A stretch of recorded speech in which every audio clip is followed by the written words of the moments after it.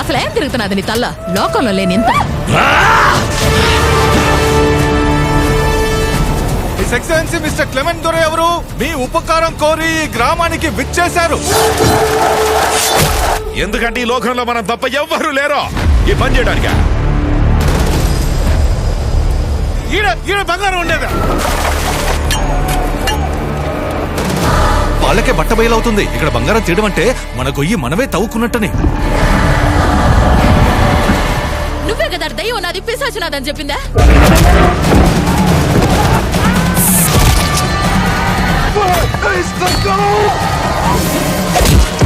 ఈ మాయా మంత్రాలు వెనుకున్న మాంత్రికుడు ఎవడు?